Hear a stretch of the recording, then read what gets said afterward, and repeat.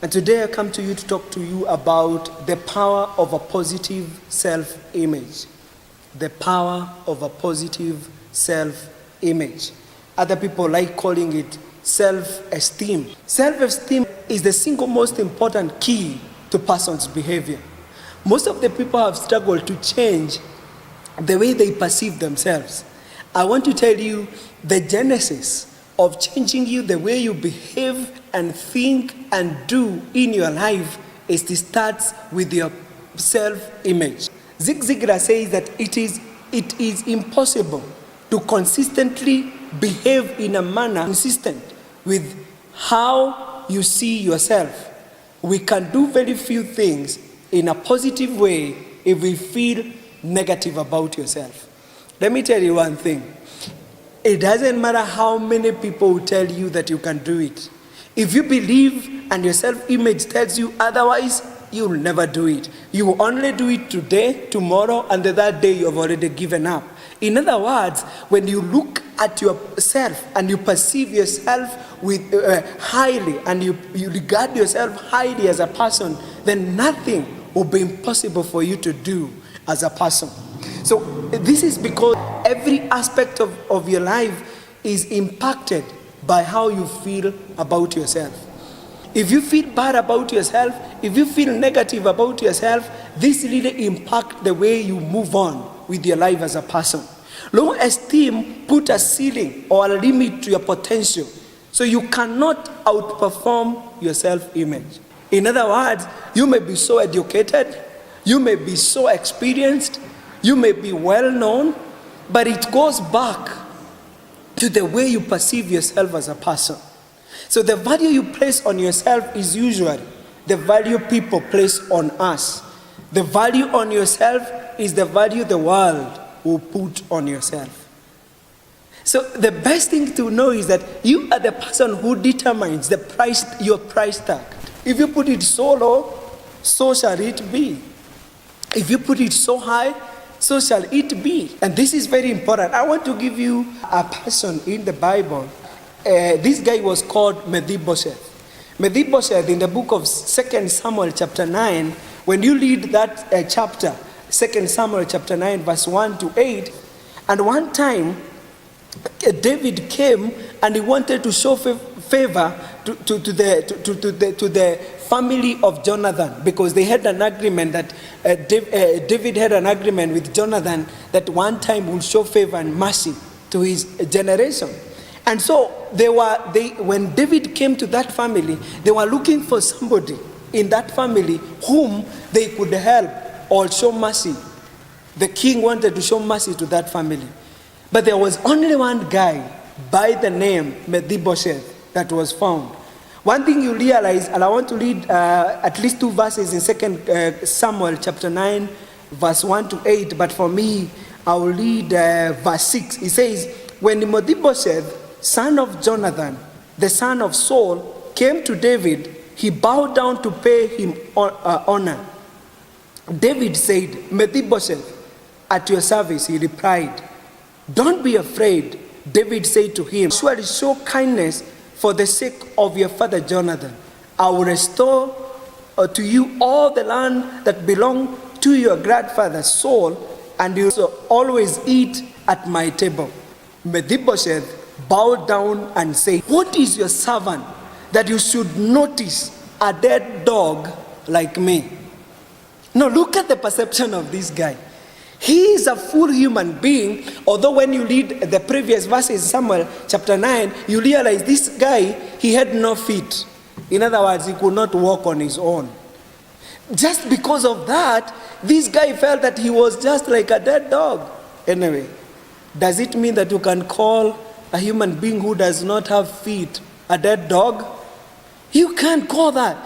He is still a human being. Although he's physically challenged, does not disqualify him not to be a human being. But do you notice what is the problem? The problem is not that he does not have feet. The problem is what I've just said.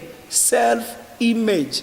Your self-esteem determines the price tag and the expressions you give about yourself. To somebody today, and you're behaving like Mephibosheth, Many times people wanted to show you favor.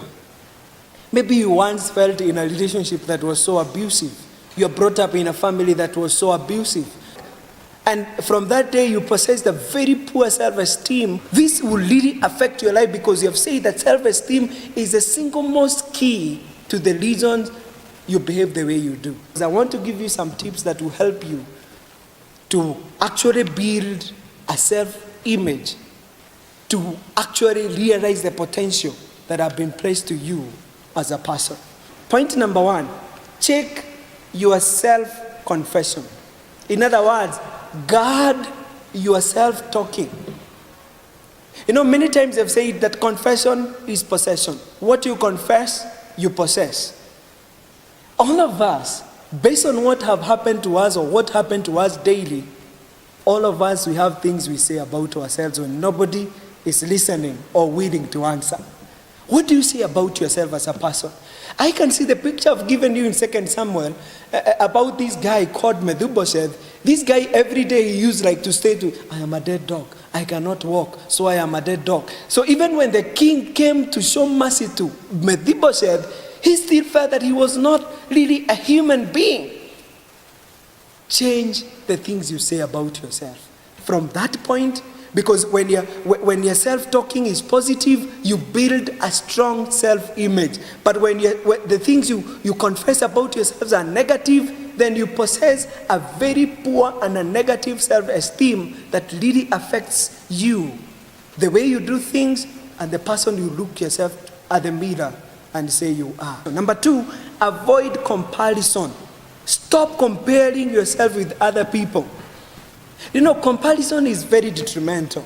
This is because every time you compare with yourself with others and you realize or discover they are better than you, you become discouraged. Other times, when you compare with yourself with other people and you realize you're ahead of them, you become proud.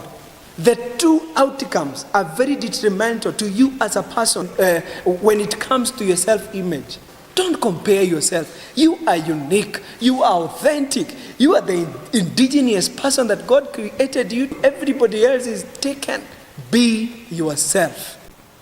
Deal with your limiting beliefs. Move beyond your limitations.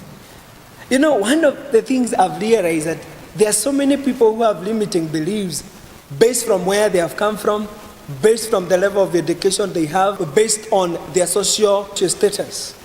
Let me tell you one thing. If you want to be that kind of a person with a very strong self-image, is that you need to walk beyond limitations.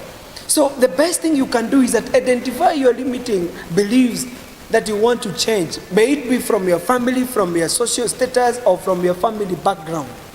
Then determine how the identified beliefs limit you. Maybe because of your family background, you believe you cannot be anybody, change that. Maybe from your education background, today you realize you cannot be anybody. You can maybe choose to go back to school and maybe do a course that makes you feel self-fulfilled. That way, you build your self-image based on how you should feel about yourself by walking out over your limiting beliefs. I don't know what is limiting you. Decide today that you will act and you free yourself from limiting beliefs that limit you as a person. Because that way, you'll be that kind of a person that will have a very positive image that will help you maneuver and walk through some difficult situations that you thought you could never make. Point number 4 is that when you are suffering from a poor self-esteem, add value to other people. Add value to other people. The moment you add value to other people, it makes you feel to be somebody. In other words, you play a victor, not a victim. By the time you add value to other people and they appreciate, that makes you feel valuable and it boosts your self-image. It makes you feel good and makes you valuable to people. So if you have been suffering from poor self-image or poor self-esteem, make sure you add value to other people. Their response and their outcome, this really boosts your self-image. That's very important. The point is that commit yourself to do the right thing, even if it's the hard thing to do. Commit yourself to do the right thing, even if it's the hard thing to do. So doing the right thing builds your self-image. As a result, it gives you a strong sense of when you do the wrong thing, it makes you feel guilty, which eventually lowers your self-esteem. Do you know when you do the right thing and you get the right results that you wanted, you feel nice.